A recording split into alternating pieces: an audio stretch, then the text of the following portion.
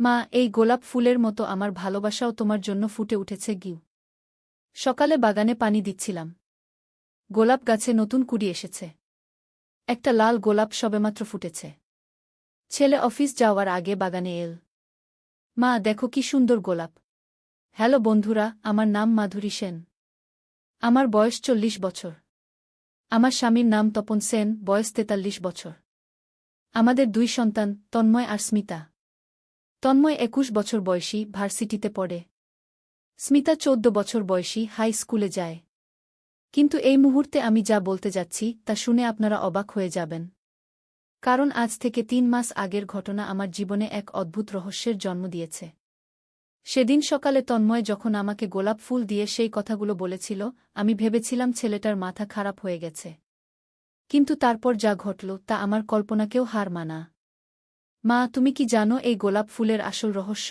তন্ময় হঠাৎ করে বলল। কি রহস্য? আমি অবাক হয়ে জিজ্ঞেস করলাম। তন্ময় আস্তে আস্তে গোলাপের পাপড়িগুলো আলাদা করতে লাগল।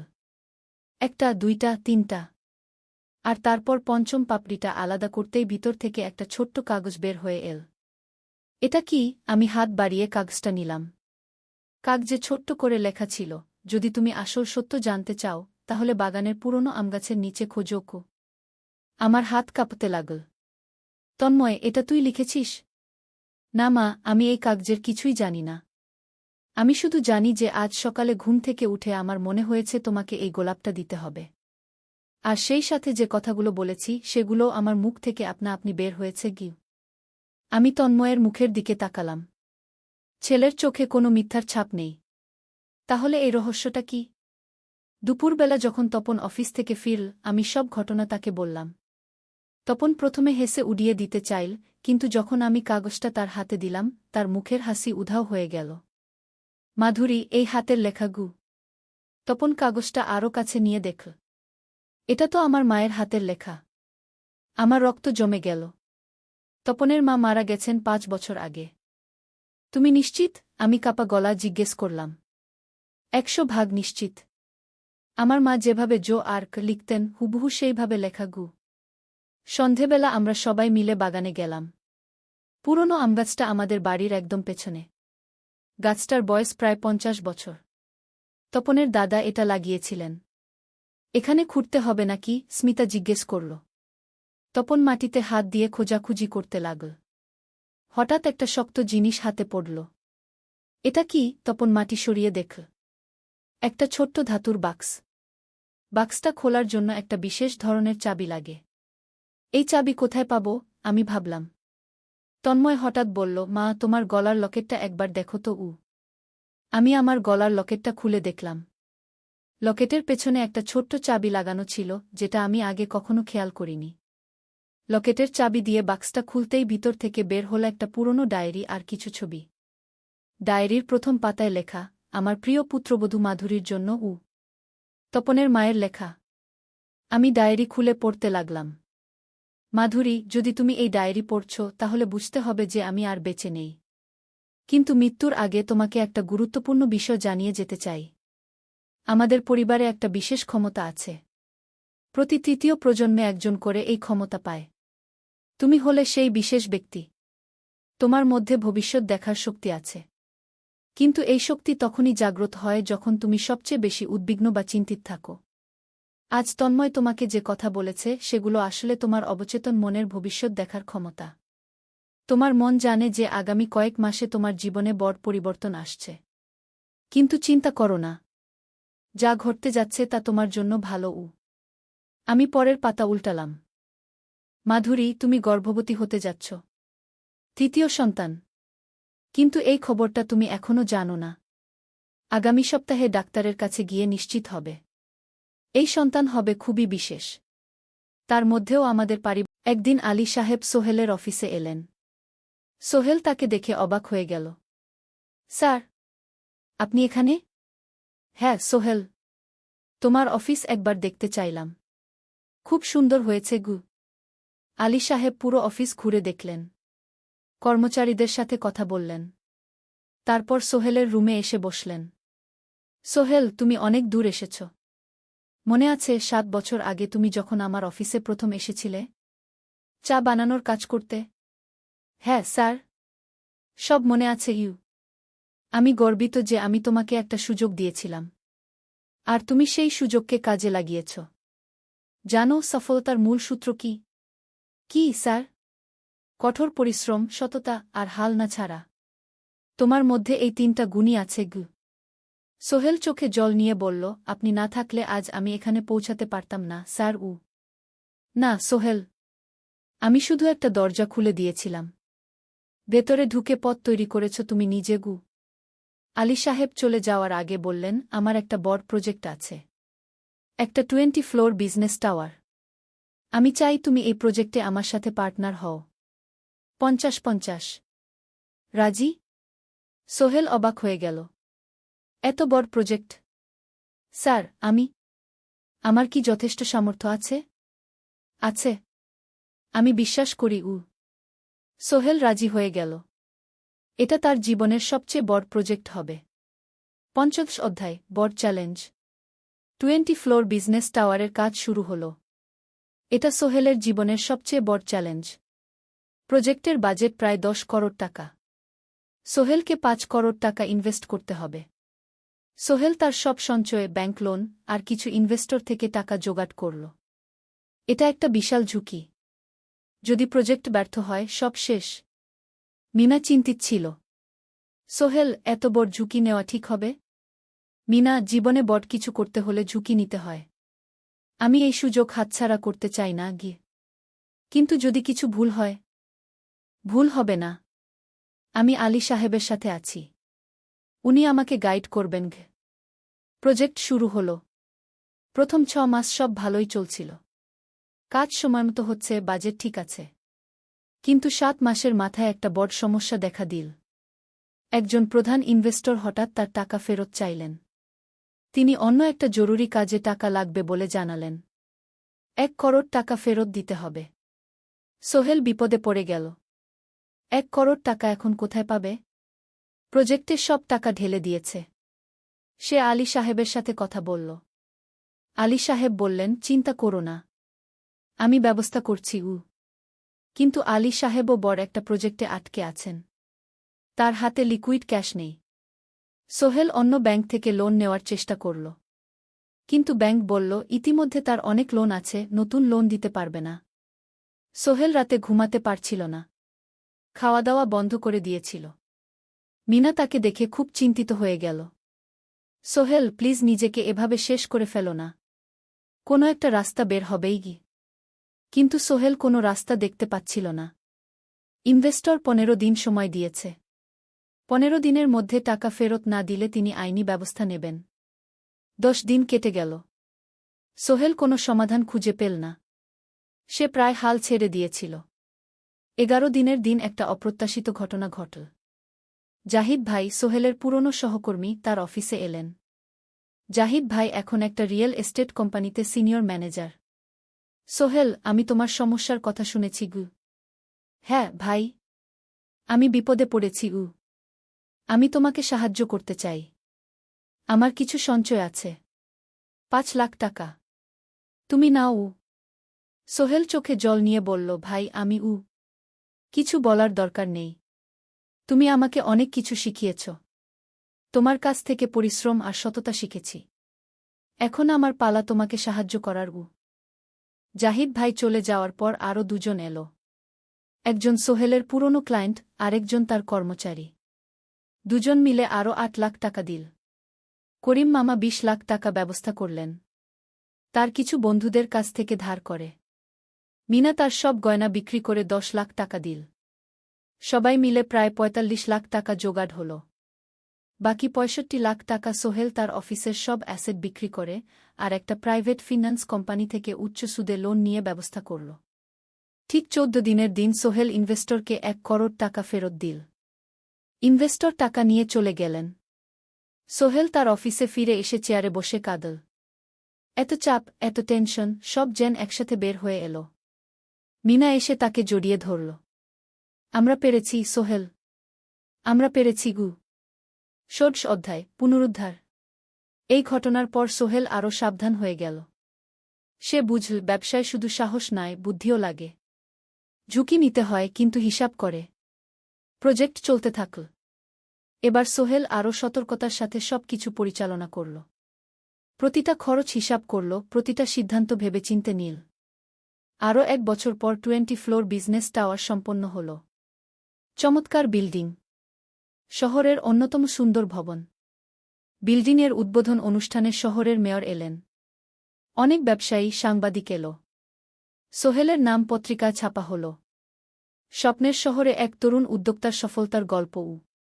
প্রজেক্ট থেকে সোহেলের লাভ হল প্রায় 2 করোড় টাকা। এই টাকা দিয়ে সে সব ঋণ শোধ করল। জাহিদ ভাইয়ের টাকা ফেরত দিল। করিম মামার ঋণ শোধ করল। যারা সাহায্য করেছিল সবাইকে টাকা ফেরত দিল। মিনার জন্য নতুন গয়না কিন। আরও সুন্দর। তার মাকে গ্রামে একটা নতুন পাকা বাড়ি বানিয়ে দিল। মা কাঁদতে কাঁদতে বললেন, তোর বাবা বেঁচে থাকলে কত খুশি হতো। তুই আমার সব স্বপ্ন পূরণ করেছিস গে। সোহেল নিজেদের জন্য একটা ফ্ল্যাট কিন। 4 রুমের ফ্ল্যাট, সমুদ্রের কাছে। এখন আর ভাড়া বাড়িতে থাকতে হয় না। 7ম অধ্যায়, প্রতিদান। সোহেল এখন একজন প্রতিষ্ঠিত উদ্যোক্তা। কিন্তু সে তার শেখ ভোলেনি। যে গ্রাম থেকে সে এসেছে, যারা তাকে সাহায্য করেছে, কাউকেই ভোলেনি। সে তার গ্রামে একটা স্কুল বানিয়ে দিল। সোহেল ফাউন্ডেশন স্কুল কু গরিব ছেলেমেয়েরা ফ্রিতে পড়তে পারবে। ভালো শিক্ষক নিযোগ দিল। ভালো পড়াশোনার ব্যবস্থা করল। শহরে একটা ফ্রি মেডিকেল ক্লিনিক খুল। গরিব মানুষরা ফ্রিতে চিকিৎসা পাবে। প্রতি বছর 10 জন মেধাবী কিন্তু গরিব ছাত্রছাত্রীকে স্কলারশিপ দেওয়া শুরু করল। তারা বিনামূল্যে পড়াশোনা করতে পারবে। একদিন একটা টিভি চ্যানেল সোহেলের ইন্টারভিউ নিতে এল। আপনার সফলতার গোপন সূত্র কি? সোহেল একটু ভেবে বলল, কঠোর পরিশ্রম, সততা আর হাল না ছাড়া। এই 3টা জিনিস যদি কারো মধ্যে থাকে, সে যে কোনো কিছু অর্জন করতে পারে। আর সবচেয়ে বড় কথা, যারা আমাকে সাহায্য করেছে তাদের ছাড়া আমি কিছুই না। একা কেউ সফল হতে পারে না গি। আপনার পরবর্তী স্বপ্ন কি? আমি চাই আরও মানুষকে সাহায্য করতে। আমার মতো যারা গ্রাম থেকে শহরে আসে তাদের জন্য একটা ট্রেনিং সেন্টার খুলব। তারা সেখানে বিভিন্ন স্কিল শিখতে পারবে, চাকরি পাবে, নিজের পায়ে দাঁড়াতে পারবে। 8ম অধ্যায়, নতুন প্রজন্ম। আরও 5 বছর কেটে গেল। সোহেল এখন 45 বছরের। তার মেয়ে সারা এখন 9 বছরের। স্কুলে ক্লাস 4-এ পড়ে। খুব মেধাবী মেয়ে। একদিন সারা বাবাকে জিজ্ঞেস করল, বাবা, তুমি কিভাবে এত বড় হলে? আমার বন্ধুরা বলে তুমি একজন সফল মানুষ গো। সোহেল তাকে কোলে নিয়ে বসল। বাবা, তুমি জানো তোমার দাদু ছিলেন একজন স্কুল শিক্ষক। খুব সৎ মানুষ। কিন্তু আমরা গরিব ছিলাম। আমি রিকশা চালাতাম গো। রিকশা? সত্যি? হ্যাঁ। তারপর আমি এই শহরে এলাম। অনেক কষ্ট করেছি। কিন্তু হাল ছাড়িনি। মানুষ আমাকে সাহায্য করেছে। আর আমি কঠোর পরিশ্রম করেছি। বাবা, আমিও কি তোমার মতো হতে পারব? অবশ্যই পারবে বাবা। তবে মনে রেখো, সফলতা মানে শুধু টাকা পয়সা না। সফলতা মানে ভালো মানুষ হওয়া, অন্যদের সাহায্য করা, সৎ থাকা। সারা মাথা নাডল। আমি ভালো মানুষ হব বাবাবু। সোহেল তার মেয়েকে জড়িয়ে ধরল। মনে মনে ভাবল, তার জীবনের সব কষ্ট সার্থক হয়েছে। মিনা রান্নাঘর থেকে ডাকল, খাবার তৈরি। এসো। সোহেল সারাকে নিয়ে ডাইনিং টেবিলে গেল। ঋতু এসেছে। সে এখন বিয়ে করেছে, তার একটা ছেলে হয়েছে। সোহেলের মা মাঝে মাঝে চট্টগ্রামে বেড়াতে আসেন। আজও এসেছেন। সবাই মিলে খেতে বসল। হাসিগল্পে ভরা পরিবার। সোহেল তাকাল তার মায়ের দিকে, মিনার দিকে, সারার দিকে, ঋতুর দিকে। মনে হল, জীবনে আর কি চাই? খাওয়া শেষে সবাই বসে রইল। গল্প করছিল। হঠাৎ সোহেলের ফোন বাজল। অফিস থেকে।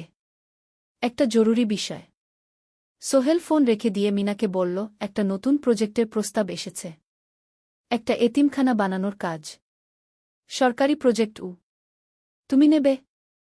অবশ্যই। এটা আমার স্বপ্নের প্রজেক্ট। যেসব বাচ্চাদের বাবা মা নেই তাদের জন্য একটা সুন্দর জায়গা। মিনা হাসল। তুমি কখনো বদলাও না। এখনো অন্যদের কথা ভাবো। এটাই তো জীবন মিনা। শুধু নিজের জন্য বাঁচলে কি হবে? ঊনবিংশ অধ্যায় উত্তরাধিকার 10 বছর আরও কেটে গেল। সোহেল এখন 55 বছরের। তার চুলে পাক ধরেছে, কিন্তু শক্তি এখনও আগের মতোই। সারা এখন 19 বছরের। সে বিশ্ববিদ্যালয়ে ইঞ্জিনিয়ারিং পড়ছে। সে চায় বাবার মতো কনস্ট্রাকশন ইন্ডাস্ট্রিতে কাজ করতে। একদিন সারা বাবাকে বলল, বাবা, আমি তোমার কোম্পানিতে কাজ করতে চাই। এখনও তো তোর পড়াশোনা বাকি। জানি, কিন্তু আমি এখন থেকেই শিখতে চাই। ছুটির দিনে তোমার সাথে সাইটে যেতে চাই। দেখতে চাই কিভাবে কাজ হয়। সোহেল খুশি হয়ে গেল। তার মেয়ে তার পথ অনুসরণ করতে চায়। ঠিক আছে, কিন্তু শর্ত হল তোকে সবকিছু নিজ থেকে শিখতে হবে। কোনো স্পেশাল ট্রিটমেন্ট পাবি না। আমি তো তাই চাই, বাবাগু। সারা তার বাবার সাথে কাজ শিখতে শুরু করল। সে দেখল কিভাবে শ্রমিকরা কাজ করে, কিভাবে ম্যাটেরিয়াল বাছাই করতে হয়, কিভাবে একটা প্রজেক্ট ম্যানেজ করতে হয়।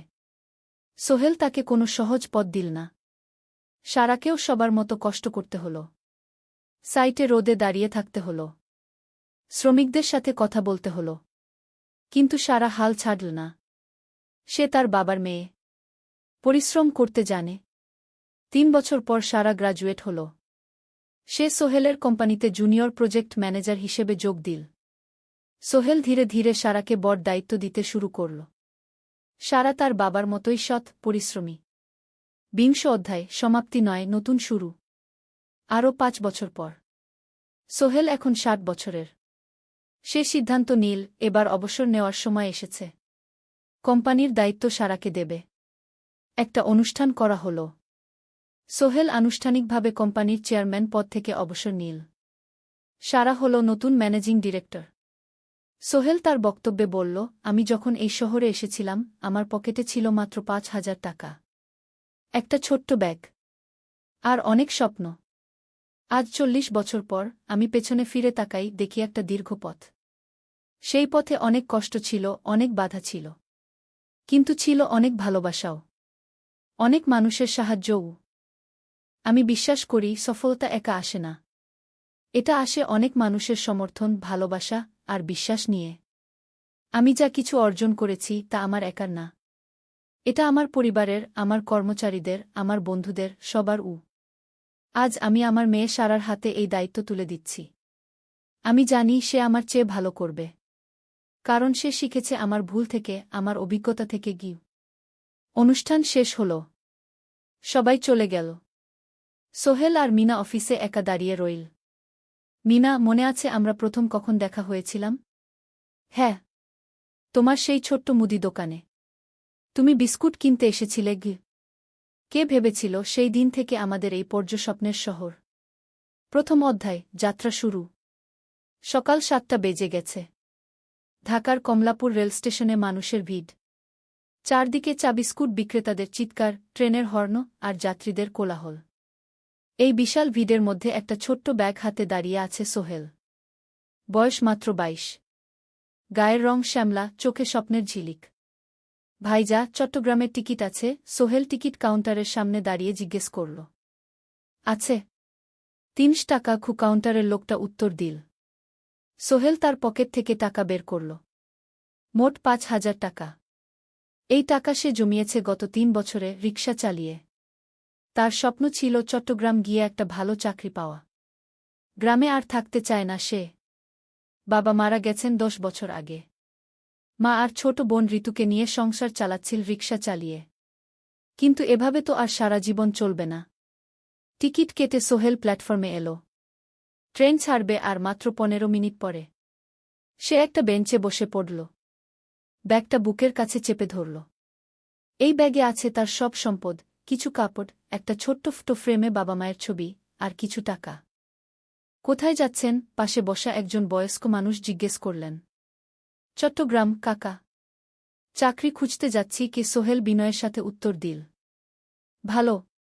তবে শহরে সাবধানে থাকবেন। শহর মানে অনেক সুযোগ, কিন্তু অনেক ফাঁদও আছে। বয়স্ক লোকটা বললেন। সোহেল মাথা নাড়ল। সে জানে শহরের জীবন সহজ না। কিন্তু তার কোনো বিকল্প নেই। গ্রামে রিকশা চালিয়ে মাসে 3,500 টাকা আয় হতো। তার মধ্যে সংসার চালাতে হতো, বোনের স্কুলের খরচ দিতে হতো, মায়ের ওষুধের খরচ দিতে হতো। কিছুই বাঁচত না। আর এই জীবন থেকে বেরোনোর একটাই পথ, শহরে গিয়ে ভালো কাজ খুঁজে নেওয়া। সোহেল মনে মনে ভাবল তার বাবার কথা। বাবা ছিলেন একজন স্কুল শিক্ষক। খুব সৎ মানুষ ছিলেন। সবসময় বলতেন, সোহেল, তুই লেখাপড়া শিখে বড় মানুষ হবি। আমাদের পরিবারে আর কেউ বড় চাকরি করেনি। তুই করবি কি? কিন্তু বাবা যখন মারা গেলেন তখন সোহেল মাত্র এসএসসি পরীক্ষা দিয়েছে। ফলাফল ভালো হয়েছিল, জিপিএ অর্ধচতু। কিন্তু বাবার মৃত্যুর পর আর পড়া হল না। পরিবারের দায়িত্ব নিতে হল। ট্রেন ছাড়ল। সোহেল জানালার পাশে বসে বাইরে তাকাল। ধানক্ষেত, নদী, ছোট ছোট গ্রাম, সব পেছনে ফেলে ট্রেন এগিয়ে চল। সোহেলের মনে হল সে যেন তার পুরনো জীবনটাকেও পেছনে ফেলে আসছে। ট্রেনে একজন হকার এসে চা বিক্রি করছিল। সোহেল একটা চা কিনল। 10 টাকা। চা খেতে খেতে সে ভাবছিল, চট্টগ্রাম পৌঁছে কি হবে? করিম মামা তাকে সাহায্য করবেন তো? চাকরি পাওয়া যাবে তো? করিম মামা আসলে সোহেলের খুব দূর সম্পর্কের মামা। সোহেলের দাদির বোনের ছেলে। অনেক বছর আগে গ্রাম ছেড়ে চট্টগ্রামে চলে গিয়েছিলেন। সেখানে একটা কনস্ট্রাকশন কোম্পানিতে কাজ করেন। বছরে একবার দুবার গ্রামে আসতেন। গত বছর যখন এসেছিলেন তখন সোহেলের মাকে বলেছিলেন, সোহেলকে চট্টগ্রাম পাঠান। আমি একটা কাজের ব্যবস্থা করে দেব। সেই কথাতেই ভরসা করে সোহেল আজ এই যাত্রা। দ্বিতীয় অধ্যায়, নতুন শহর। চট্টগ্রাম পৌঁছাতে প্রায় 6 ঘণ্টা লেগে গেল। দুপুর 1টা বাজে। সোহেল স্টেশন থেকে বের হয়ে শহরের রাস্তায় দাঁড়াল। কি বিশাল শহর! এত গাড়ি, এত মানুষ। চারদিকে উঁচু উঁচু বিল্ডিং, দোকানপাট, মানুষের ভিড়। সোহেল কিছুক্ষণ দাঁড়িয়ে থাকল সব কিছু দেখতে দেখতে। তার মনে হচ্ছিল সে যেন অন্য কোনো পৃথিবীতে এসে পড়েছে। তার পকেটে একটা ছোট্ট কাগজ আছে। সেখানে লেখা একটা ঠিকানা, করিম মিয়া, বাড়ি নং 23, রোড নং 5, আগ্রাবাদ, চট্টগ্রামকে। সোহেল একটা রিকশা ডাকল। কত নেবেন আগ্রাবাদ যেতে? 50 টাকা গু। সোহেল রিকশায় উঠল। রাস্তার দুধারে দোকান, মার্কেট, অফিস, সব কিছু দেখতে দেখতে সে অবাক হয়ে গেল। এত বড় শহর, এত কিছু! গ্রামের সেই ছোট্ট বাজারের সাথে কোনো তুলনাই হয় না। প্রায় আধা ঘণ্টা পর রিকশা একটা পুরনো বাড়ির সামনে থামল। 3 তলা বাড়ি, কিন্তু রং উঠে গেছে। সিঁড়ি দিয়ে উঠে 3য় তলায় করিম মামার ফ্ল্যাটে নক করল। দরজা খুলল এক মধ্যবয়সী মহিলা। কে? আসসালামু আলাইকুম আপা। আমি সোহেল। নোয়াখালীর গ্রাম থেকে এসেছি। করিম মামা বাড়িতে আছেন? মহিলা তাকে মাথা থেকে পা পর্যন্ত দেখল। করিম তো অফিসে গেছে। তুমি কে? কোথা থেকে এসেছ? সোহেল সব খুলে বলল। মহিলা তাকে ভেতরে ঢুকতে দিল। বসো। করিম সন্ধ্যায় ফিরবে গু। ফ্ল্যাটটা ছোট। 2টো রুম, একটা ছোট্ট রান্নাঘর আর একটা বাথরুম। কিন্তু সোহেলের কাছে খুব সুন্দর লাগল। গ্রামের সেই টিনের ঘরের চেয়ে তো অনেক ভালো। মহিলা তার নাম জানাল, সালমা। করিম মামার স্ত্রী। তাদের 2টো ছেলে, একজন ক্লাস 8-এ পড়ে, আরেকজন ক্লাস 5-এ। খেয়েছ? সালমা আপা জিজ্ঞেস করল। না আপা গু। অপেক্ষা করো। ভাত আছে, মাছ আছে। খাও। সোহেল প্রথমে রাজি হতে চাইল না। কিন্তু খুব খিদে পেয়েছিল। সকাল থেকে শুধু একটা চা আর বিস্কুট খেয়েছে। খাওয়া দাওয়ার পর সোহেল বসে রইল। সালমা আপা তাকে গল্প করতে লাগল। তোমার মা কেমন আছেন? তোমার বোন? ভালো আছে আপা। মার একটু গেটে বাত আছে। ওষুধ খাচ্ছেন। বোন স্কুলে পড়ে কু। তুমি কি করতে চাও এখানে? চাকরি খুঁজছি আপা। যে কোনো কাজ করব। বাসায় মা আর বোনকে টাকা পাঠাতে হবে। সালমা আপা মাথা নাড়ল। করিম তোমার জন্য কিছু একটা করবে। সে ভালো মানুষ গ। সারাদিন অপেক্ষা করু সোহেল। সন্ধ্যা 6টায় করিম মামা ফিরলেন। 50-এর কাছাকাছি বয়স, কালো রঙের প্যান্ট শার্ট পরা, হাতে একটা ব্যাগ। আরে সোহেল, কবে এলি? করিম মামা খুশি হয়ে বললেন। আজ সকালে মামা গু। করিম মামা তাকে জড়িয়ে ধরলেন। অনেকদিন পর দেখলাম। কেমন আছিস? ভালো আছি মামা গি। ভালো করেছিস এসে। এখানে অনেক সুযোগ আছে। তোর জন্য একটা কাজের ব্যবস্থা করে দেব। তবে প্রথমে কয়েকদিন এখানে থাক। শহরটা একটু চিনে নে। তারপর কাজে যোগ দিবি। সোহেলের মনে আসার আলো জ্বল। সে ভাবল হয়তো তার ভাগ্য এবার পাল্টাবে। তৃতীয় অধ্যায়, প্রথম চাকরি। এক সপ্তাহ পরে করিম মামা সোহেলকে তার কোম্পানিতে নিয়ে গেলেন। কোম্পানির নাম আলামিন কনস্ট্রাকশন। অফিসটা শহরের কেন্দ্রে ৫ তলা একটা বিল্ডিংয়ের দোতলায়। মালিক আলী সাহেব। ৫০-এর কাছাকাছি বয়স, মোটা চেহারা, চোখে সোনার ফ্রেমের চশমা। বড়লোক মানুষ, কিন্তু খুব কড়া। এই ছেলেটাকে কি কাজে লাগাবেন? আলী সাহেব করিম মামাকে জিজ্ঞেস করলেন। স্যার, ও আমার আত্মীয়। গ্রাম থেকে এসেছে। খুব পরিশ্রমী। যে কোনো কাজে লাগাতে পারেন। আলী সাহেব সোহেলের দিকে তাকালেন। তুমি কি পড়েছ? Sir, SSC pass. জিপিএ অর্ধচতু। হুম। ভালো। কম্পিউটার চালাতে পারো? না স্যার, পারি না। কিন্তু শিখতে চাই। আলী সাহেব একটু ভাবলেন। ঠিক আছে। তোমাকে অফিসের কাজে রাখব। ফাইল গুছানো, চা বানানো, কাগজপত্র নিয়ে যাওয়া না, এসব। মাসে ৫,০০০ টাকা। রাজি আছো? জি স্যার। সোহেল খুশি হয়ে গেল। ৫,০০০ টাকা। রিকশা চালিয়ে ৩,৫০০ পেত। এখানে ৫,০০০। কাজ শুরু হলো পরদিন থেকে। সকাল ৮টায় অফিসে যেতে হয়, ফিরতে হয় সন্ধ্যা ৭টায়। প্রথম দিন সোহেল ঘুম থেকে উঠল ভোর ৫টায়।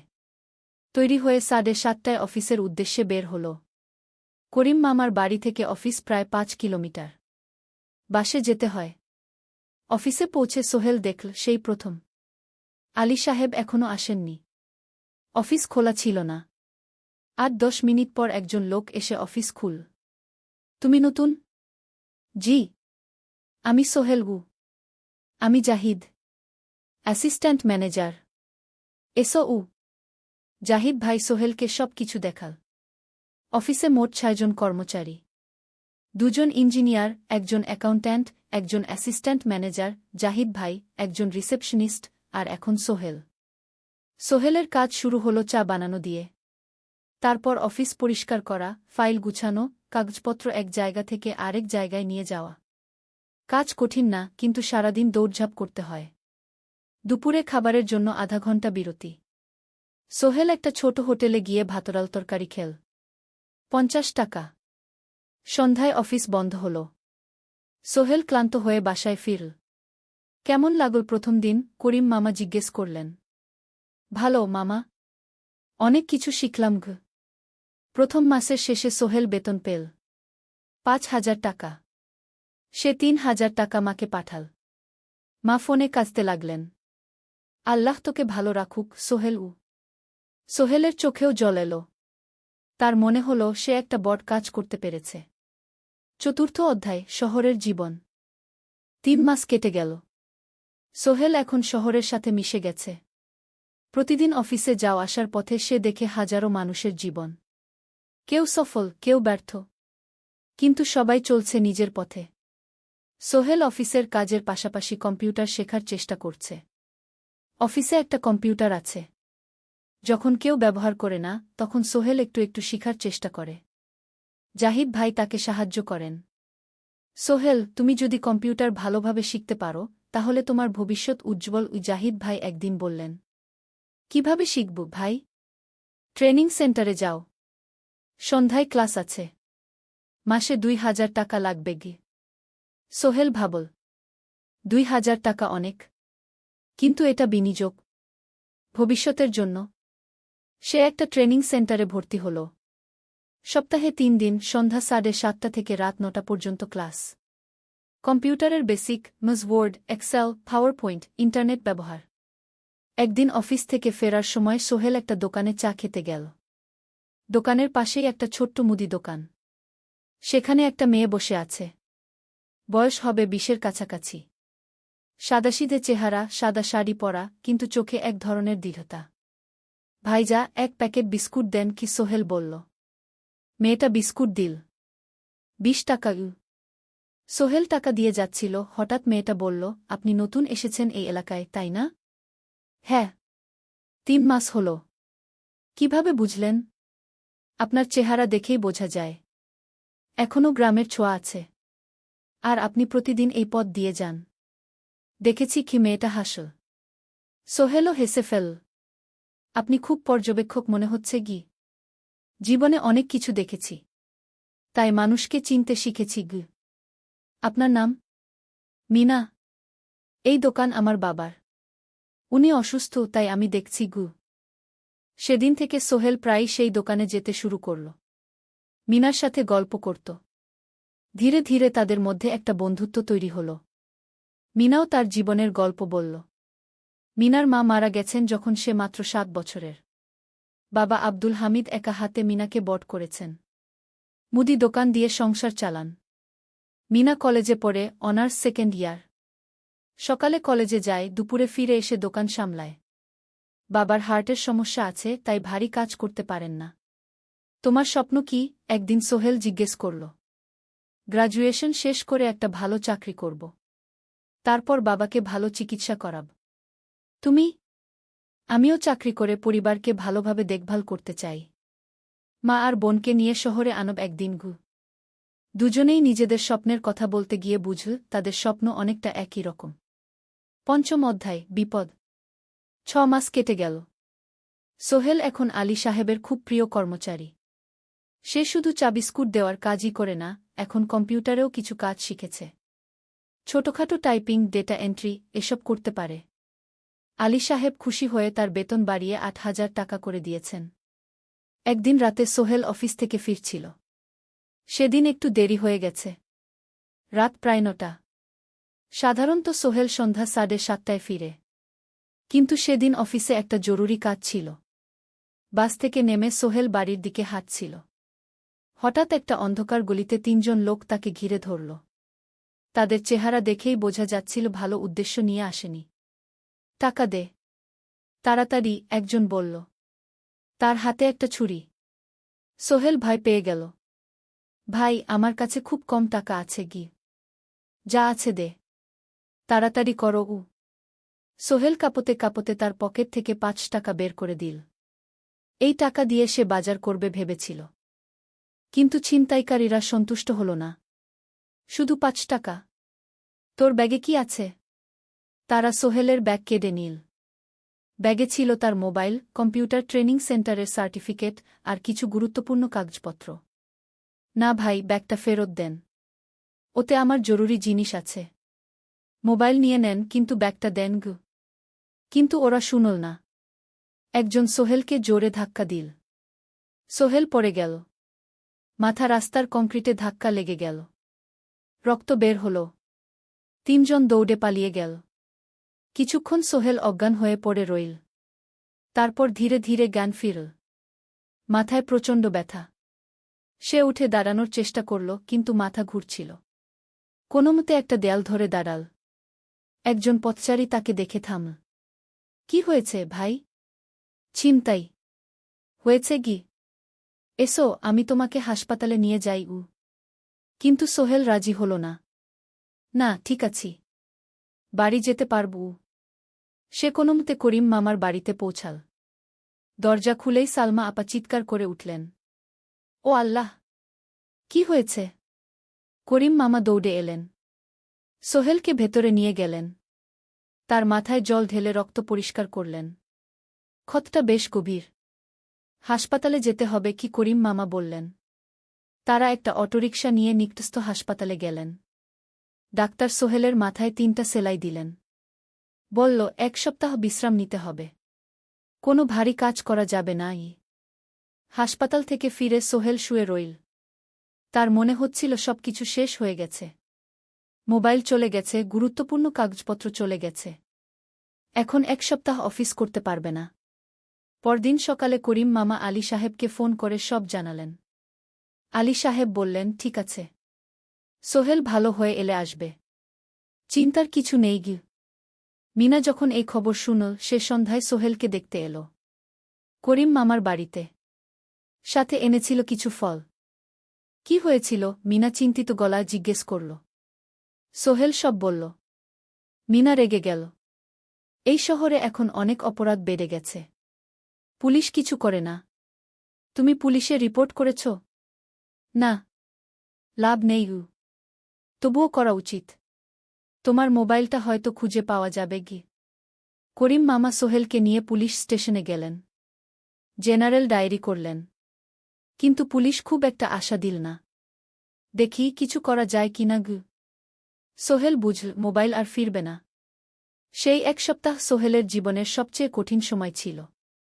সে শুধু শারীরিকভাবেই ক্ষতিগ্রস্ত হয়নি, মানসিকভাবেও ভেঙে পড়েছিল। প্রতিরাতে দুঃস্বপ্ন দেখত। সেই ৩ জন ছিনতাইকারীর মুখ ভুলতে পারছিল না। মিনা প্রায় প্রতিদিন আসত। তাকে সাহস দিত। তুমি হাল ছেড়ো না সোহেল। জীবনে এরকম খারাপ সময় আসে। কিন্তু এটা কাটিয়ে ওঠাই হলো আসল বীরত্ব। সোহেলের মা গ্রাম থেকে ফোন করতেন। করিম মামার মোবাইল থেকে। তুই ভালো আছিস তো? সোহেল মাকে সব সত্যি বলেনি। শুধু বলেছে, হ্যাঁ মা, ভালো আছি। একটু জ্বর হয়েছিল। এখন ভালো। ১ সপ্তাহ পর সোহেল আবার অফিসে গেল। আলী সাহেব তাকে দেখে খুশি হলেন। কেমন আছো? ভালো আছি স্যার। ঠিক আছে। তবে প্রথম কয়েকদিন হালকা কাজ করবে গু। সোহেল আবার কাজে মন দিল। কিন্তু একটা জিনিস তাকে খুব কষ্ট দিচ্ছিল, তার মোবাইল নেই। মায়ের সাথে কথা বলতে পারছে না নিয়মিত। করিম মামার মোবাইল চাইতে সংকোচ লাগে। একদিন জাহিদ ভাই তাকে ডাকলেন। সোহেল, আমার একটা পুরনো মোবাইল আছে। তুমি ব্যবহার করো? না ভাই, আমি নাও। আমার কাজে লাগছে না। তুমি রাখো গু। সোহেল কৃতজ্ঞতায় প্রায় কেঁদে ফেল। ধন্যবাদ ভাই। মোবাইল পেয়ে সোহেল প্রথমেই মাকে ফোন করল। মা খুব খুশি হলেন। এতদিন ফোন করিসনি কেন? মা, মোবাইলটা নষ্ট হয়ে গিয়েছিল। নতুন নিয়েছি। মায়ের গলায় স্বস্তি ফুটে উঠল। ৬ষ্ঠ অধ্যায়, নতুন সুযোগ। আরও ৩ মাস কেটে গেল। সোহেল পুরোপুরি সুস্থ হয়ে গেছে। তার জীবন আবার স্বাভাবিক হয়ে এসেছে। সে এখন কম্পিউটার ট্রেনিং শেষ করেছে। সার্টিফিকেট পেয়েছে। কিন্তু একটা ঘটনা তার জীবনে বড় পরিবর্তন নিয়ে এলো। একদিন সকালে আলী সাহেব তাকে ডাকলেন। সোহেল, বসো। সোহেল বসল। মনে একটু ভয় লাগছিল। আলী সাহেব কি তাকে বকবেন? সোহেল, তুমি তো এখন কম্পিউটার চালাতে পারো? জি স্যার, একটু একটু শিখেছি। ভালো।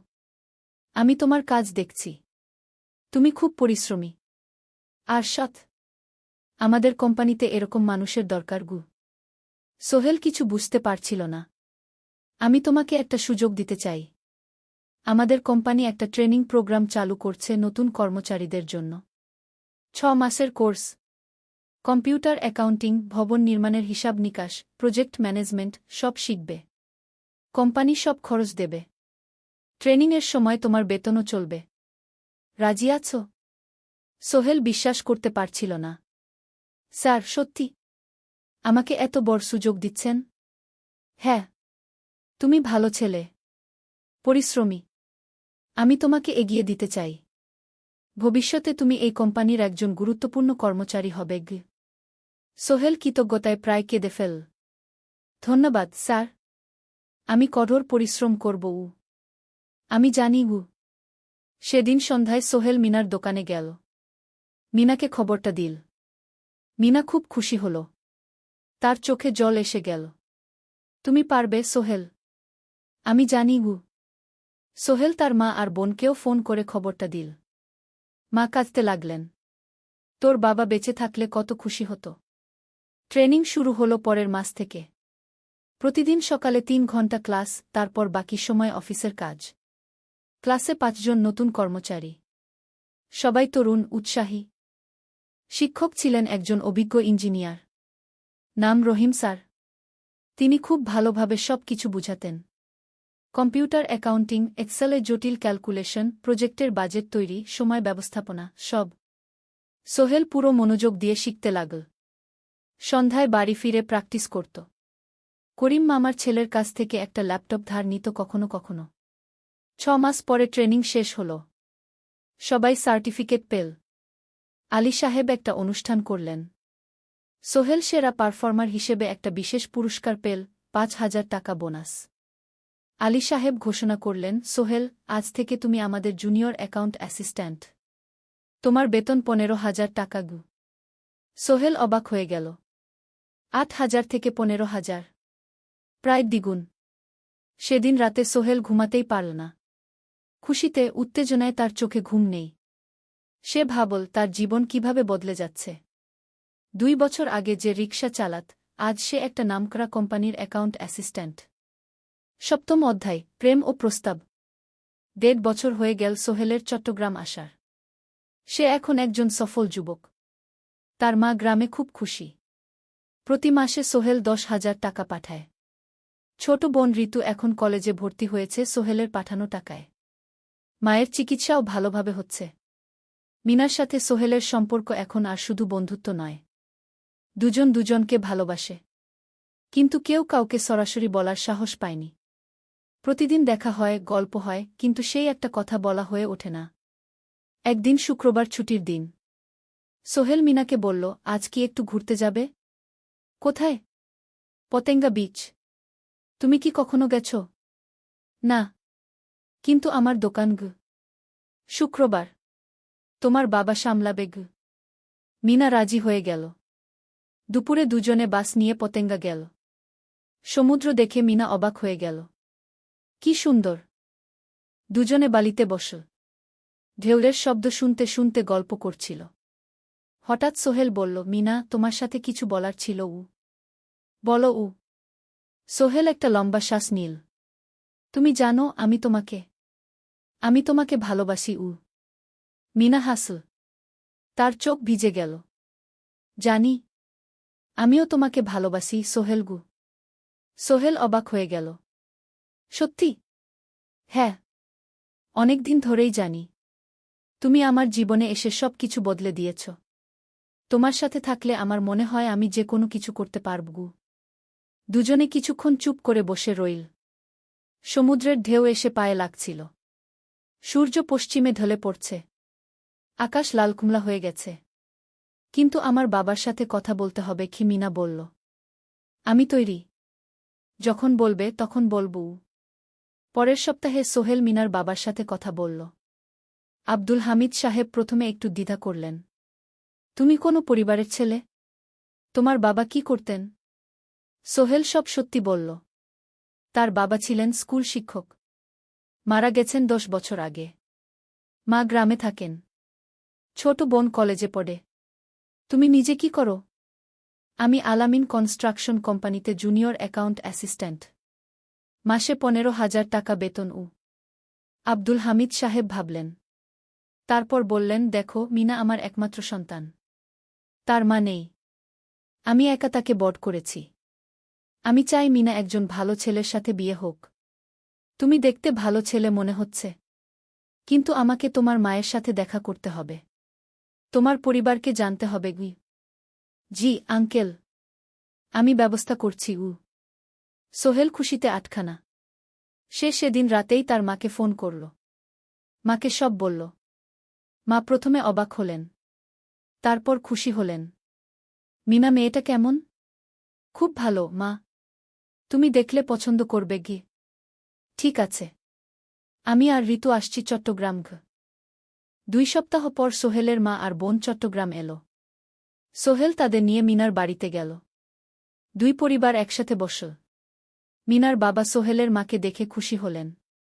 সোহেলের মা সহজ সরল ভদ্রমহিলা। আপনার ছেলে খুব ভালো। মিনা তাকে পছন্দ করে। আমিও রাজি। আব্দুল হামিদ সাহেব বললেন। আমার সোহেল সৎ ছেলে। মিনাকে খুব ভালোবাসে। আমি জানি ও মিনাকে সুখে রাখবে। কি? সোহেলের মা বললেন। বিয়ের তারিখ ঠিক হল 3 মাস পর। এই 3 মাসে সোহেল যথেষ্ট টাকা জমাবে। বিয়ে হবে সাদামাটা কিন্তু সুন্দর। 8ম অধ্যায়, নতুন পথ। 3 মাস কেটে গেল দ্রুত। সোহেল প্রতিদিন কঠোর পরিশ্রম করছিল। অফিসে তার কাজের প্রশংসা হচ্ছে। আলী সাহেব তাকে এখন ছোটখাটো প্রজেক্টের হিসাব দেখতে দিচ্ছেন। সোহেল তার সঞ্চিত টাকা দিয়ে বিয়ের আয়োজন করল। বিয়ে হল মিনার বাড়ির কাছের একটা কমিউনিটি সেন্টারে। খুব বেশি লোক আসেনি। 2 পরিবারের আত্মীয় স্বজন আর অফিসের কয়েকজন সহকর্মী। কিন্তু অনুষ্ঠান ছিল খুব সুন্দর। সোহেল যখন মিনাকে বিয়ের পোশাকে দেখল, তার মনে হল পৃথিবীর সবচেয়ে সুন্দর মেয়ে সে। লাল শাড়ি পরা, মুখে হালকা মেকআপ, কিন্তু তার স্বাভাবিক সৌন্দর্য ছিল আসল। বিয়ের পর সোহেল একটা ছোট্ট ফ্ল্যাট ভাড়া নিল। 2 রুমের ফ্ল্যাট, মাসে ভাড়া 5,000 টাকা। মিনা এখনও তার পড়াশোনা চালিয়ে যাচ্ছে। আরও 1 বছর বাকি গ্র্যাজুয়েশন শেষ হতে। সোহেলের মা আর বোন গ্রামে ফিরে গেল। মা বলে গেলেন, সোহেল, মিনাকে ভালো রাখিস। মেয়েরা অনেক ত্যাগ করে সংসার করতে গু। জানি মা গু। নতুন জীবন শুরু হল। সোহেল সকালে অফিসে যায়, সন্ধ্যায় ফেরে। মিনা সকালে কলেজে যায়, দুপুরে ফিরে রান্না করে, ঘর গোছায়। সন্ধ্যায় দুজনে একসাথে বসে পড়াশোনা করে, গল্প করে, টিভি দেখে। জীবন সুন্দর ছিল। কিন্তু চ্যালেঞ্জও ছিল। মাসিক খরচ, ভাড়া 5,000, বাজার 3,000, বিদ্যুৎ গ্যাস 1,000, মায়ের জন্য 5,000, মিনার কলেজের খরচ 1,200। মোট প্রায় 14,000 টাকা। বাঁচত মাত্র 1,000 খানেক। কিন্তু সোহেল হাল ছাড়ল না। সে সন্ধ্যায় একটা কম্পিউটার ট্রেনিং সেন্টারে পার্ট টাইম পড়ানো শুরু করল। সপ্তাহে 3 দিন 2 ঘন্টা করে। এতে মাসে আরও 3,000 টাকা আসতে লাগল। মিনাও বসে থাকল না। সে বাড়িতে বসে কয়েকজন স্কুলের ছাত্রছাত্রীকে টিউশন পড়াতে শুরু করল। মাসে 2,000 টাকা আয়। এভাবে কেটে গেল 6 মাস। দুজন মিলে পরিবার চালাচ্ছে, স্বপ্ন দেখছে। একদিন সোহেল বলল, মিনা, আমি একটা নতুন স্বপ্ন দেখছি গু। কি? আমি নিজে একটা ছোট্ট কনস্ট্রাকশন কোম্পানি খুলতে চাই। ছোট ছোট প্রজেক্ট নেব। বাড়ি মেরামত, ছোট বিল্ডিং বানানো, এসব। তোমার কি যথেষ্ট অভিজ্ঞতা আছে? আছে। আমি 2 বছর ধরে এই কাজের সাথে জড়িত। অনেক কিছু শিখেছি। আর আলী সাহেবও আমাকে সাহায্য করবেন গু। কিন্তু টাকা কোথায়? কোম্পানি খুলতে তো অনেক টাকা লাগবে গি। আমি জমাচ্ছি। আরও 1 বছর কাজ করব। তারপর চেষ্টা করব। মিনা তাকে সমর্থন দিল। তুমি পারবে। তোমার মধ্যে সেই শক্তি আছে গি। 9ম অধ্যায়, চ্যালেঞ্জের সময়। কিন্তু ভাগ্য সবসময় অনুকূলে থাকে না। সোহেল যখন স্বপ্ন দেখছিল নিজের কোম্পানি খোলার, তখনই একটা বড় সমস্যা এলো। আলী সাহেবের কোম্পানি একটা বড় প্রজেক্ট পেয়েছিল। একটা 10তলা বিল্ডিং বানানোর কাজ। কিন্তু প্রজেক্টের প্রধান ইনভেস্টর হঠাৎ পালিয়ে গেল। তিনি কোম্পানির কাছ থেকে প্রায় 50 লাখ টাকা নিয়ে গেছেন, কিন্তু কাজ শেষ হয়নি। কোম্পানি বড় ক্ষতির মুখে পড়ল। আলী সাহেব অনেক কর্মচারীকে ছাঁটাই করতে বাধ্য হলেন। প্রায় 10 জনকে চাকরি থেকে বাদ দিলেন। বাকিদের বেতন কমাতে হল। সোহেলকে আলী সাহেব ডেকে বললেন, সোহেল, আমি তোমাকে রাখতে চাই। তুমি বিশ্বস্ত কর্মচারী। কিন্তু তোমার বেতন কমাতে হবে। 15,000 থেকে 10,000। সোহেল মনে মনে চিন্তায় পড়ে গেল। 10,000 টাকায় সংসার চলবে কিভাবে? মায়ের খরচ, ভাড়া, বাজার, সব মিলিয়ে তো 14,000 টাকা লাগে। কিন্তু সে কিছু বলল না। ঠিক আছে স্যার। বাড়ি ফিরে সোহেল মিনাকে সব বলল। মিনা চিন্তিত হয়ে গেল। এখন কি হবে? চিন্তা করো না। আমি পার্ট টাইম টিউশনির সময় বাড়াব। আর তুমিও বেশি করে টিউশন নাও। কিন্তু আমার তো পড়াশোনাও আছে গি। জানি। কিন্তু এখন এটাই করতে হবে গু। সোহেল সন্ধ্যায় আরও 2টো জায়গায় পার্ট টাইম কাজ খুঁজল। একটা দোকানে সন্ধ্যায় হিসাব দেখার কাজ পেল। মাসে 2,000 টাকা। আরেকটা জায়গায় সপ্তাহান্তে কম্পিউটার রিপেয়ারের কাজ পেল। মাসে 1,500 টাকা। মিনাও 3 জন নতুন স্টুডেন্ট নিল টিউশনে। তার আয় বাড়ল 2,000 থেকে 3,500-এ। কঠিন সময় ছিল। সোহেল সকাল 8টায় অফিসে যেত, সন্ধ্যা 6টায় ফিরত। তারপর একটু বিশ্রাম নিয়ে 7:30টায় বের হতো পার্ট টাইম কাজে। রাত 10টায় বাড়ি ফিরত। রবি-সোমবার কম্পিউটার রিপেয়ারের কাজ। মিনাও সকালে কলেজে যেত, দুপুরে ফিরে রান্না করত, তারপর বিকেলে টিউশন পড়াত। রাতে খাওয়া দাওয়ার পর পড়াশোনা করত। দুজনেরই শরীর খারাপ হতে শুরু করল। সোহেল একদিন অফিসে অজ্ঞান হয়ে পড়ে গেল। ডাক্তার দেখাতে নিয়ে গেল। ডাক্তার বলল, অতিরিক্ত পরিশ্রম। শরীরে পুষ্টির অভাব। ঠিকমতো খাচ্ছেন না মনে হচ্ছে গি। সত্যি কথা, খরচ বাঁচাতে সোহেল আর মিনা অনেক সময় কম খেত। মাংস মাছ কিনত সপ্তাহে 1 দিন। বাকি সময় শাকসবজি, ডাল। মিনা সোহেলকে বলল, আর নয় সোহেল, তুমি এভাবে নিজেকে শেষ করে ফেলছ। আমার পড়াশোনা বন্ধ করে দিই, আমি ফুল টাইম চাকরি করি গিয়ে। না, সোহেল জোর দিয়ে বলল, তোমার পড়াশোনা বন্ধ হবে না, আরও মাত্র 6 মাস বাকি, তুমি গ্রাজুয়েট হবেই গু। কিন্তু তুমি আমি ঠিক হয়ে যাব, চিন্তা করো না গে। কিন্তু পরিস্থিতি আরও খারাপ হলো যখন সোহেলের মায়ের অসুখ হল, হার্টের সমস্যা। হাসপাতালে ভর্তি করতে হল, খরচ 50,000 টাকা। সোহেলের হাতে এত টাকা কোথায়? সে করিম মামার কাছে ধার চাইল। করিম মামা 20,000 টাকা দিলেন, বাকি 30,000 টাকা সোহেল একটা এনজিও থেকে ঋণ নিল। সুদের হার মাসে 2%। মায়ের চিকিৎসা হল, তিনি সুস্থ হয়ে গেলেন। কিন্তু সোহেল এখন ঋণের বোঝায় পড়ে গেল। প্রতি মাসে 3,000 টাকা করে কিস্তি দিতে হবে। সেই রাতে সোহেল আর মিনা বিছানায় শুয়ে কথা বলছিল। সোহেল বলল, মিনা, আমি মনে হয় ভুল করেছি, শহরে এসে বিয়ে করে তোমাকে কষ্টে ফেলেছি গু। মিনা তার হাত ধরল। না সোহেল, তুমি ভুল করনি। জীবনে এরকম খারাপ সময় আসে, কিন্তু এটা কাটিয়ে ওঠাই হলো আসল শক্তি। আমরা একসাথে আছি, একসাথে থাকব, সব কিছু ঠিক হয়ে যাবে। মিনার কথায় সোহেল একটু সাহস পেল। হ্যাঁ, হাল ছাড়া যাবে না। 10ম অধ্যায়, আলোর দিকে। 3 মাস পরে পরিস্থিতি একটু ভালো হতে শুরু করল। আলী সাহেবের কোম্পানি একটা নতুন প্রজেক্ট পেল, একটা স্কুল বিল্ডিং বানানোর কাজ। কোম্পানি আবার স্থিতিশীল হতে শুরু করল। আলী সাহেব সোহেলকে ডেকে বললেন, সোহেল, আমি তোমার কঠোর পরিশ্রম দেখেছি। খারাপ সময়েও তুমি কোম্পানি ছেড়ে যাওনি। আমি কৃতজ্ঞ। আজ থেকে তোমার বেতন আবার 15,000 টাকা গু। সোহেল খুশি হয়ে গেল। ধন্যবাদ স্যার। মিনাও গ্রাজুয়েশন শেষ করল, ভালো ফলাফল করল। সে এখন চাকরি খুঁজছে। একদিন মিনা একটা প্রাইভেট স্কুলে শিক্ষিকার ইন্টারভিউ দিতে গেল। ইন্টারভিউ ভালো হল, তাকে নিযোগ দেওয়া হল, বেতন 12,000 টাকা। সেদিন সন্ধ্যায় দুজনে মিলে একটা ছোট্ট পার্টি করল। একটা বিরিয়ানি কিনল, কোমল পানীয় কিনল, দুজনে মিলে খেল। আমরা পেরেছি সোহেল, মিনা বলল। হ্যাঁ, আমরা পেরেছি গু।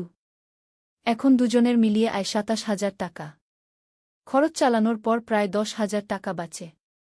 সোহেল এই টাকা দিয়ে লোন শোধ করতে শুরু করল। পার্ট টাইম কাজগুলো ছেড়ে দিল, শরীরের যত্ন নেওয়া শুরু করল। আরও 6 মাস পরে সোহেলের কাছে একটা বড় সুযোগ এল। আলী সাহেব একদিন তাকে ডাকলেন।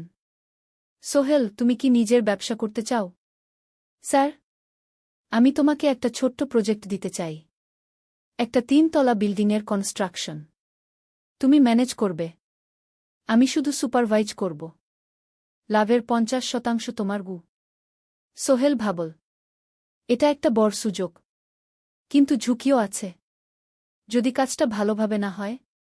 স্যার, আমি চেষ্টা করব, কিন্তু যদি ভুল হয়? ভুল হবে না, আমি তোমার উপর বিশ্বাস রাখছি, তুমি পারবে গু। সোহেল রাজি হয়ে গেল। এই প্রজেক্ট তার জীবনে টার্নিং পয়েন্ট হতে পারে। 11 অধ্যায়, স্বপ্ন পূরণের পথে। পরের 6 মাস সোহেল খুব কঠোর পরিশ্রম করল। প্রজেক্টটা ম্যানেজ করা সহজ ছিল না।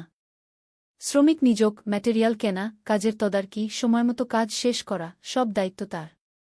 প্রথম 2 মাস খুব চাপের মধ্যে গেল। একদিন একজন শ্রমিক কাজ করতে গিয়ে আহত হল। সোহেল তাকে হাসপাতালে নিয়ে গেল, তার চিকিৎসার খরচ দিল। এতে প্রজেক্টের বাজেট একটু বাড়ল, কিন্তু সোহেল জানত এটা করা দরকার। আরেকদিন ভুল ম্যাটেরিয়াল ডেলিভারি হল। সোহেল সেগুলো ফেরত পাঠাল, সঠিক জিনিস আনাল। এতে 3 দিন দেরি হল, কিন্তু কাজের মান ঠিক রইল। মিনা তাকে সবসময় সাপোর্ট করছিল। সে এখন চাকরিতে স্থিতিশীল। স্কুলের বাচ্চারা তাকে পছন্দ করে। প্রিন্সিপাল তার কাজে খুশি। প্রজেক্ট শেষ হল 6 মাসে, সময়মতো, বাজেটের মধ্যে। বিল্ডিংয়ের মালিক খুব খুশি হলেন। তিনি আলী সাহেবকে ধন্যবাদ দিলেন। আলী সাহেব বললেন, ধন্যবাদ আমাকে না, এই ছেলেকে দিন। সোহেল পুরো প্রজেক্ট ম্যানেজ করেছে গু। প্রজেক্ট থেকে মোট লাভ হল 3 লাখ টাকা। সোহেল পেল 1.5 লাখ টাকা। তার জীবনে এত টাকা এই প্রথম। সে করিম মামার ঋণ শোধ করল, এনজিওর বাকি ঋণ শোধ করল। তারপর তার মাকে 50,000 টাকা পাঠাল। মা দিয়ে গ্রামের বাড়িটা একটু মেরামত করাল, বোন ঋতুর জন্য একটা ল্যাপটপ কিনল। বাকি টাকা দিয়ে সোহেল একটা ব্যাংক অ্যাকাউন্টে জমা রাখল ভবিষ্যতের জন্য। আলী সাহেব সোহেলকে আরও 2টো প্রজেক্ট দিলেন। এবার একটু বড়। সোহেল আত্মবিশ্বাসের সাথে সেগুলোও শেষ করল। 2 বছর পরে সোহেল সিদ্ধান্ত নিল, এবার নিজের কোম্পানি খোলার সময় এসেছে। দ্বাদশ অধ্যায়, নতুন শুরু। সোহেল তার সব জমানো টাকা দিয়ে একটা ছোট্ট অফিস ভাড়া নিল। 2 রুমের অফিস। একটা রুমে কাজের জায়গা, আরেকটায় ছোট্ট মিটিং রুম। অফিসের সামনে একটা বোর্ড লাগাল, Sohel construction and development. Mina তাকে সাহায্য করছিল। সে অফিসের অ্যাকাউন্টস দেখত সন্ধ্যায় স্কুল থেকে ফিরে। দুজন মিলে একটা টিম। প্রথমে ছোট ছোট কাজ নিল। বাড়ি মেরামত, দোকান সংস্কার, ছোট বিল্ডিং কনস্ট্রাকশন। কাজের মান ভালো রাখার চেষ্টা করল। সময়মতো শেষ করল। দাম ন্যায্য রাখল। ধীরে ধীরে সোহেলের সুনাম ছড়িয়ে পড়ল। মানুষ তাকে বিশ্বাস করত। তার কাছে নতুন নতুন কাজ আসতে লাগল। প্রথম বছর খুব কষ্ট হল। কখনো লাভ হতো, কখনো লস। কিন্তু সোহেল থেমে থাকল না। সে শিখতে লাগল ব্যবসা কিভাবে চালাতে হয়। দ্বিতীয় বছরে পরিস্থিতি ভালো হল। সোহেল এখন 3 জন স্থায়ী কর্মচারী নিয়োগ দিল। একজন ইঞ্জিনিয়ার, একজন সুপারভাইজার, একজন অফিস সহায়ক। তৃতীয় বছরে একটা বড় প্রজেক্ট পেল। একটা স্কুল বিল্ডিং বানানোর কাজ। 5 তলা বিল্ডিং। সোহেল পুরো মনোযোগ দিয়ে কাজটা করল। শ্রমিকদের ভালো বেতন দিল, ভালো ম্যাটেরিয়াল ব্যবহার করল, সময়মতো কাজ শেষ করল। স্কুল কর্তৃপক্ষ খুব খুশি হল। তারা সোহেলের কাজের প্রশংসা করল। এই প্রজেক্ট থেকে সোহেল প্রায় 5 লাখ টাকা লাভ করল। এই টাকা দিয়ে সে আরও ভালো একটা অফিস নিল। আরও কর্মচারী নিয়োগ দিল। এখন তার কোম্পানিতে 10 জন স্থায়ী কর্মচারী। প্রজেক্ট অনুযায়ী আরও শ্রমিক নিয়োগ দেওয়া হয়। ত্রয়োদশ অধ্যায়, পরিবার। এদিকে সোহেল আর মিনার সংসারেও খুশির খবর এল। মিনা গর্ভবতী। 9 মাস পর তাদের একটা মেয়ে হল। নাম রাখল সারা। সারা যখন জন্মাল, সোহেলের মা আর বোন চট্টগ্রামে এল। মা 1 মাস থেকে গেলেন। মিনাকে সাহায্য করলেন। সোহেল এখন একটা বড় ফ্ল্যাট ভাড়া নিয়েছে। 3 রুমের ফ্ল্যাট। একটা রুমে সোহেল, মিনা, একটায় সারা, আরেকটায় অতিথি রুম। মায়ের জন্য সোহেল সিদ্ধান্ত নিল তাকে চট্টগ্রামে নিয়ে আসবে। গ্রামে একা থাকা ঠিক না। কিন্তু মা রাজি হলেন না। না বাবা, আমি গ্রামেই থাকব। এখানে আমার পরিচিত মানুষ আছে। তোর বোনকে নিয়ে যা। ও ঢাকায় পড়ছে, চট্টগ্রামে এনে ভালো কোথাও ভর্তি করিয়ে দেগি। সোহেল তাই করল। ঋতুকে চট্টগ্রাম বিশ্ববিদ্যালয়ে ভর্তি করিয়ে দিল। ঋতু এখন সোহেলের ফ্ল্যাটে থাকে, বিশ্ববিদ্যালয়ে পড়ে। সোহেলের মনে হল তার জীবন এখন পরিপূর্ণ। স্ত্রী, মেয়ে, বোন সবাই তার কাছে। ব্যবসা ভালো চলছে।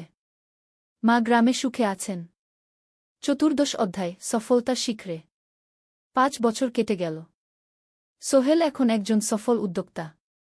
তার কোম্পানি কি সোহেল কনস্ট্রাকশন অ্যান্ড ডেভেলপমেন্ট এখন চট্টগ্রামে বেশ পরিচিত। প্রায় 30 জন কর্মচারী তার অধীনে কাজ করে। সোহেল এখন শুধু ছোট প্রজেক্ট করে না, বড় বড় প্রজেক্টও করে। একটা 8 তলা বিজনেস কমপ্লেক্স বানানোর কাজ পেয়েছে। একটা হাসপাতাল বিল্ডিং বানাচ্ছে।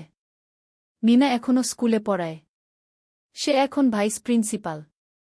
সাথে সোহেলের কোম্পানির অ্যাকাউন্টস ম্যানেজার। 2 জন মিলে ব্যবসা চালা। সারা এখন 4 বছরের। স্কুলে ভর্তি হয়েছে। খুব চালাক মেয়ে। ঋতু বিশ্ববিদ্যালয় থেকে গ্রাজুয়েট হয়ে একটা ব্যাংকে চাকরি পেয়েছে। একদিন আলী সাহেব